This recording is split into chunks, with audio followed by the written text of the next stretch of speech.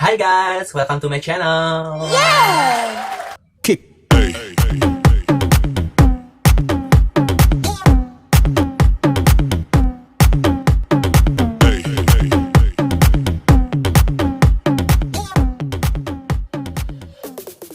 Oke guys, kali ini gue mau menceritakan tentang pertama kali gue naik gunung. Ada cerita mistis dan pengalaman pribadi tentang mendaki gunung seperti itu. Nanti mulai dari dulu waktu gue zaman SMA itu ada niatan untuk sebenarnya sih naik gunung. Lalu terlaksana itu pas pada saat saya kedua kali saya kerja di salah satu tempat kerja di daerah Bogor, ya kan. Nah, saya mencari teman untuk naik gunung seperti itu. Nah, lalu cerita saya dapatlah seseorang perempuan yang suka naik gunung juga. Nah, di situ gue untuk minta ajak untuk naik gunung. Nah, lalu eh, dia itu menanyakan kepastian kepada saya, apakah kamu bisa naik gunung? Kenapa dia bilang seperti itu? Karena saya tuh orangnya dek gitu, dek. Nah, dari situ mungkin dia bertanya-tanya, bisa nggak sih lu? Emang iya, gitu mungkin ya. Nah, tapi di situ saya bertanya-tanya, emang salahkah seorang laki-laki manja naik gunung seperti itu? Nah, lalu di situ dia melanjutkan lagi, naik gunung itu butuh biaya mahal loh, peralatannya juga mahal-mahal. Emang kamu sanggup? Oke, poin kedua itu yang dia jelaskan sudah membuat saya makin drop sebenarnya, ya. Ya sudah, dia ceritakanlah tentang pengalaman dia naik gunung begini. Saya hanya pendengar dan saya ingin, kenapa sih saya nggak boleh ikut, atau gimana sih saya, atau harus gimana, saya tuh butuh bimbingan untuk saya naik gunung seperti itu. Nah, tapi beliau malah seolah-olah saya tidak bisa gitu. Ya sudah, beberapa bulan kemudian dia dan timnya itu naik gunung dan saya nggak diajak. Oke, baik, mungkin ya positifnya saya belum cukup umur untuk naik gunung. Mungkin ya. Ya sudah, oke. Saya hempaskanlah, saya mengurungkanlah niat saya naik gunung itu pada saat itu. Nah, lalu akhirnya saya pindah kerja ke Jakarta, dan kebetulan di Jakarta itu saya bertemu dengan lawan shift saya dulu di tempat kerja sebelumnya. Oke. Nah, dan ternyata dia juga pun sama, ingin mendaki gunung. Klop dong kita berdua, ya kan. Nah, akhirnya kita cerita-cerita, sharing. Maksud di akal juga, kita satu shift gak mungkin jalan berdua, ya kan, karena kan lawan shift nih ya, SPG, ya kan. Kita nggak mungkin jalan berdua, salah satunya harus ada yang off dong. Masa dulu yang off, yang jaga counter siapa, ya kan. Oke. Nah, mungkin Tuhan sudah menakdirkan jalannya kita jalan berdua, ya kan. Akhirnya kita dipertemukan, saya di rolling lah ke Depok, kerja di Depok, ya kan. Nah, saya kerja di Depok, otomatis kan saya bisa dong jalan bareng sama dia, main bareng sama dia. Nah, dia itu mengajakin gue naik gunung dan mengenalkan ke teman-teman yang di Jakarta. Oke, saya mencoba untuk memperkenalkan diri saya kepada mereka, karena saya seperti ini gitu. Oke, lanjut. Nah, terus gue deketin, apa ya di ya, kayak kepalanya yang ngajakin gitu kali ya, ketuanya kali ya. Nah, akhirnya gue deketin, cerita, curhat apa sih yang harus di bekal pendaki pemula seperti saya gitu, ya kan. Nah, ternyata dia dengan kedewasaannya beliau udah bilang lah, untuk naik gunung itu yang penting ada niat, kuat mental dan kuat fisik sih, kata dia sih seperti itu, ya kan. Nah, lalu saya langsung berpikir, kok beda ya pernyataan si abang ini sama pernyataan teman saya dulu gitu. Padahal si abang ini tahu kalau saya ini ngondek. Oke, lalu saya bilang, bang, tapi saya tidak punya peralatan mendaki. Oh, tidak apa-apa, yang penting kamu punya niat, punya tekad. Yang kamu punya pakai. Di situ saya merasa senang dong, kayak merasa, wow, dia ngajak gue gitu, dia welcome sama gue gitu loh. Oke, gue coba. Dengan wah sibuk, ya kan, gue nyari sepatu, nyari. Akhirnya dengan keterbatasan peralatan gunung gue menggunakan sepatu, bukan gunung, sepatu sneaker yang buat nari-nari gitu, kayak gini. Dan saya tidak punya peralatan gunung satupun, dan itu semua minjem, kayak tas keril gue minjem ke tetangga. Terus matras paling gue yang punya cuma satu, karena beli murah banget 40.000 ya say. Jadi gue terpaksa beli 40.000 karena murah banget. Kalau yang lainnya nggak sanggup. Akhirnya gue perjalanan gue mendaki gunung itu ke Gunung Gede, yang di daerah, masih di daerah Bogor sih, Cianjur ya. Ya dari situ deh pokoknya, Gunung Gede. Oke, lalu betapa senangnya hatiku pertama kali naik gunung. Izin sama orang tua sebenarnya nggak boleh, cuman karena tekad saya dari dulu pengen naik gunung, jadi saya meyakinkan kedua orang tua saya untuk saya ingin jalan-jalan dan insya Allah bisa naik gunung seperti itu. Dan satu tekad lagi, karena saya akan membuktikan kepada teman saya yang perempuan itu kalau saya juga bisa naik gunung itu. Seiring berjalannya waktu, akhirnya kita pada 2015 naik gunung lah, gue sama teman-teman di Jakarta itu. Kita berangkat, kita kumpul di Jakarta di daerah Kalibata, di rumahnya ketua yang tadi, si abang yang tadi. Nah lalu kita ke Kampung Rambutan, malam langsung tiba di Gunung Putri. Di Gunung Putri itu subuh. Kita istirahat dulu di sana, mengisi daya tahan, mengisi perut kita yang kelaparan, ya kan, mengisi daya tahan tubuh juga biar tetap fit. Lalu jam 7 pagi kita udah register, dan ternyata di situ tuh jumlah pendaki yang rombongan abang saya ternyata lebih dari 20 orang. Banyak. Oke, yang namanya saya pendaki pemula, yang penting saya ikut aja ya kan ya. Nah lalu kita rame-rame kita mendaki pagi-pagi mendaki lewat sana. Di situ sih emang tidak terjadi hal-hal yang tidak diinginkan. Nah lalu seingat saya habis asar itu jam 4-an atau ya sekitar jam 4-an kita baru nyampe Surya Kencana, dan di situ suasana berkabut ya kan. Berkabut ya, kita selalu semua pasang tenda karena cuaca juga udah tidak mendukung dan udah mau sore, udah larut malam juga seperti itu. Nah udah, kita bikin tenda, ya, siapin makanan, siapin stamina ya kan, biar kita tetap fit. Nah nggak lama hujan deras datang, dingin sekali di sana, dingin sekali. Dan yang lebih lucunya, satu tenda harusnya kapasitas 4 orang, kita pakai 6 orang. Wow. Kita 6 orang, jadi tidurnya tuh kayak kepala kaki gitu. Pokoknya kita tidur senyaman mungkin lah gitu, senyaman mungkin. Nah udah situ, biasalah kalau malam itu ternyata makannya tuh kayak Indomie kayak nasi ya kan, kopi-kopi manja, susu jahe gitu untuk tambah stamina. Dan satu saran saya, harus dipaksain makan sih kalau naik gunung, karena kalau emang kalian nggak paksain makan nanti ada stamina turun, jadi jatuh sakit, nanti yang ada kena hipotermia. Jadi sebisa mungkin harus tetap makan. Oke, yang sering berjalan kita waktu istirahat, dan pada saat itu saya tidak mengenali namanya summit attack ya, yang harus bangun subuh untuk melihat pemandangan matahari terbit. Itu saya tidak tahu, namanya pemula ya saya, jadi saya ngikut-ngikut aja. Dan ternyata kita bangun itu jam 7-an pagi, kita siapin makanan, terus siapin makanan, siap-siap logistis, dan akhirnya kita beresin tenda juga itu sekitar jam 9-an. Nah jam 9 kita baru muncak ke atas jam 9, dan suasana tetap itu masih berkabut. Oke, nyampe sekitar jam 11 atau jam 12-an kita nyampe puncak ya, dan disuguhi pemandangan yang berkabut. Zong. Tapi nggak apa-apa, yang penting gue udah seneng kalau gue itu udah bisa nyampe puncak Gunung Gede. Itu sih yang gue bangga sampai sekarang. Istilahnya kayak, gue bisa gitu loh, gue bisa. Dan omongan lu temen gue yang dulu, gue buktiin kalau gue bisa naik gunung seperti itu.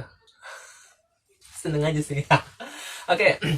Ini namanya pemula ya kan, pokoknya foto-foto, dia punya foto-foto, makan lagi ya kan, maklum lah ya, perutnya pada perut kadut. Kita makan lagi semuanya, beres-beres foto-foto. Ini gue kasih cuplikan foto-foto seperti ini ya kan, tuh ya, supaya gue dulu kurus banget tuh, lihat ya kan. Waktu berat badan berapa kilo ya? hampir 50 atau 60 kilo nih dulu. Kurus-kurusnya saya sering disakitin. Oke, akhirnya kita turun itu sekitar jam setengah satu. Kita turun setengah satu atau jam satuan saya lupa. Kita turun melintas lewat Cibodas. Kita lewat Cibodas dengan suasana mendung-mendung senja sayu gitu ya kan, manja. Akhirnya kita jalan-jalan-jalan. Nah di situ kan lewat tanjakan setan. Ya, tanjakan setan itu yang Cicameong. Di situ di Gunung Gede ketemu tanjakan setan, bukan lagi harus menanjak ya kan, sampai yang hanya pengaman waktu itu hanya tali tambang gitu, tali tambang bawa carrier. Aduh gua jadi berat kayak gini nih. Tapi seru banget naik gunung itu. Nah terus akhirnya kita lewatin tanjakan setan. Yang seingat saya tuh segala lama itu lewatin kayak air panas gitu. Wow, udah berkabut. Saya ingat banget itu berkabut sore-sore. Jarak pandang itu tuh dari saya ke teman saya itu agak lumayan burem. Jadi kayak 1 meter aja kelihatannya tuh burem. Sampai nyebut tetap baca-bacaan astagfirullahaladzim.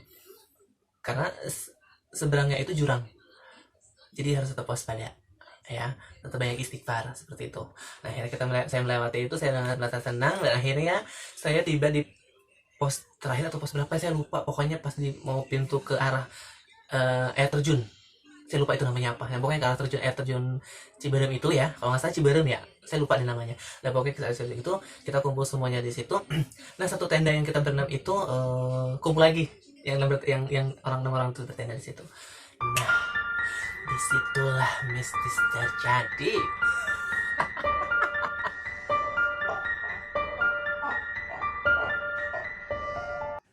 Nah, jadi kita kan banyak rombongan nih, ada lebih dari 20 orang. Nah, terus akhirnya kita memutuskan 6 orang itu agak duluan karena sebenarnya kita menghindari untuk bermalam di sana lagi gitu. Akhirnya kita jalan berenam, dan salah satu teman saya bilang kepada saya, katanya saya itu nyanyi. Boy, lu jangan nyanyi deh. Sedangkan saya itu tidak menyanyi, saya diam saja. Yang saya dengar itu suara burung, bukan burung, yang saya dengar itu suara binatang yang kalau di hutan itu apa namanya ya, ya pokoknya kayak suara binatang yang kalau di hutan itu loh, apa sih namanya, lupa dah, pokoknya itu deh.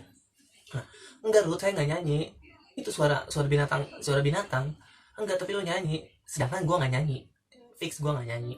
Oke lanjut. Nah temen saya itu ternyata malah bercandain, dia kayak niruin suara burung hantu kayak gitu. Nah terus saya bilang jangan gitu, nggak boleh gitu. Udah akhirnya kita jalan kan, kalau turunan tuh kalau jalan kan duduk gitu ya. Nah, akhirnya kita jalan, nah teman saya ternyata kesandung pas turunan itu, kakinya tergelincir dan akhirnya dia keseleo. Dan mau tidak mau kita nggak mungkin ninggalin dia. Nah akhirnya dia dibopong sama kita seperti itu. Nah lalu setelah dibopong gitu, yang ngebopong dia tuh, jadi dia tuh ngebopongnya gini. Nah ini kepala saya, ini kepala teman saya, jadi dia di tengah-tengah. Nah yang 3 lagi di depan gitu. Nah seiring berjalan waktu itu udah maghrib udah kedengeran sih ada suara ajan, kan otomatis deket ya, udah tinggal deket lagi gitu kan. Nah suasana itu langsung hening. Wah, horor nih dalam hati saya. Dan saya di situ tetap baca bismillah, nyebut astagfirullahaladzim. Kita jalan bareng-bareng. Nah di situ udah mulai gelap tuh beb, udah mulai gelap ya kan, udah parno, udah saya tetap positif. Nah saya itu lebih di pinggir, deket-deket jurang beb, seru. Yang saya ingat itu kalau nggak salah ada beberapa pos yang kita lewatin lagi. Iya ada beberapa pos yang kita lewatin. Nah terus saya bilang dalam hati ini ya, oh ada pos, udah gitu ada orang di depannya. Yang saya lihat itu di depan ada orang. Nah ternyata saya kan jalannya duduk gini ya, saya nggak berani jalan gini nih, nggak berani. Saya cuma jalan yang duduk begini di bawah senter ya kan. Nah terus saya sekali begini ada orang. Ternyata pas gue deketin, batu besar beb, kayak orang bawa keril kayak gini nih beb. Sumpah gue kira itu orang, taunya batu. Nah lalu udah melewati pos itu, nah nggak lama ada pos lagi. Oke jalan, gue jalan, gue kan orangnya kayak apa sih gitu, kepo tapi takut. Akhirnya gue nyenterin lagi ke sana, terus pas banget ngelewatin pos yang kedua kalinya, saya saking penasarannya karena saya ngeliat pinggir gitu kayak ada putih-putih. Lalu saya center, ternyata plastik putih dong, saya panjang lebar. Astagfirullahaladzim, hati ini sungguh menggenjolak tak arah. Oke, saya tutup baca bismillah, waspada, astagfirullahaladzim. Nah teman saya juga udah mulai kelelahan karena kan kakinya kesakitan ya. Udah kita baca bismillah ya kan. Suasana di situ agak mulai mencekam. Nggak lama itu di depan kita ada tim evakuasi yang lari-lari. Saya kaget, dikira saya ada apaan. Ternyata di belakang tuh ada yang jatuh pingsan perempuan. Akhirnya dibopong lah sama tim ekspedisi atau tim apa gitu, gue lupa. Nah tim itu digotong lah, dibawa lah mereka. Kita tetap jalanin lagi. Nah yang kita bikin bahagia, kita semua berenam itu melihat di depan kita tuh ada pos dan lampunya terang banget. Sumpah gue merinding sih Beb. Nah terus di pikiran kita itu kan udah nyampe dong pos, kita bilang itu udah nyampe pos kita. Nah pas kita deketin, ternyata posnya tuh tidak ada Beb. Jadi kita tuh kayak ke situ lagi Beb, kayak ngerasa jauh, padahal di pikiran kita penam itu tuh pos itu cuma beberapa meter doang nyampe. Ternyata pas kita jalan malah nggak ada Beb. Nah nggak lama kita nyampe di dekat danau. Sumpah gue kaget kalau di situ ada danau. Gue nggak tahu nama danaunya apaan, tapi gue kaget Beb. Pas gue center ke sana itu danau, dan kononnya kan danau itu mistis ya Beb. Tapi gue nggak tahu juga sih benar atau enggaknya. Lalu gue tetap baca bismillah karena di situ emang jujur gue takut banget. Kita baca bismillah semuanya, nyampe dan akhirnya kita menemukan pos terakhir. Gue di situ bersyukur dan lega. Alhamdulillah ya Allah, akhirnya gue nyampe pos lagi. Oke, kita istirahat di situ semua, makan bareng-bareng, dan salah satu teman gue menyarankan untuk makannya tidak di situ. Kenapa? Karena aku juga nggak tahu dia alasannya kenapa. Ternyata pas kita ke arah agak jauh lagi dekat parkiran kendaraan atau jemputan kita, nah kita di situ ada warung, kita makan di situ, dan diceritakanlah sama beberapa teman saya yang lebih dari 20 orang itu. Nah ternyata ada yang diikutin dari tim kita gitu, karena gue juga nggak ngerti ya dia sompraka atau gimana kan gitu, gue nggak ngerti gitu. Dan akhirnya mereka cerita kalau ternyata di sana tuh banyak mitos gitu Beb. Ya sudah. Nah di situ gue masih tetap positif. Gue tidak mau pikiran gue tidak mau yang mitos ini gimana sih, nah itu gue nggak mau. Jadi gue tetap positif, tidak berpikiran ke sana. Akhirnya tapi tetap ya Beb, hati tetap takut. Dan akhirnya kita selesai nunggu jemputan pulang, dan akhirnya kita dan sebagian besar teman-teman saya di Jakarta, dan hanya saya dan 2 orang teman saya yang warga Bogor. Akhirnya kita berpisah, turun di Terminal Ciawi. Mereka ke Jakarta, kita ke Bogor, ke Ciawi, seperti itu. Dan nyampe Bogor dengan selamat sampai tujuan, dan gue seneng bahagia tiada tara. Akhirnya pendakian pertama kali naik gunung itu di Gunung Gede, dan luar biasa. Akhirnya gue ada kayak ada rasa kepuasan sendiri gitu loh Beb, bisa naik gunung ya kan. Nah dan kedua orang tua juga merasa seneng sih anaknya yang datang dengan selamat gitu loh. Nah itulah sepenggal cerita gue yang pertama kali naik gunung, dan gue ngerasa senang banget tidak tara. Oke, ringkasan untuk obrolan gue yang tadi, cerita gue yang tadi. Mohon maaf kalau misalkan ada salah kata ya kan, atau persepsi atau obrolan gue yang kata-katanya salah, mohon dimaafkan ya para pendaki gitu. Untuk tips gue sih, kalian tetap harus safety, jangan terlalu maksakan naik gunung sih sebenarnya. Yang pasti kalian percaya diri kalau kalian bisa naik gunung dengan keadaan atau peralatan yang benar-benar standarnya pendaki gitu. Jadi jangan asal-asal, jangan seperti saya hanya modal nekat aja dulu gitu. Oke, tips saya sih seperti itu, dan tetap waspada, istighfar, dan banyak-banyak berdoa.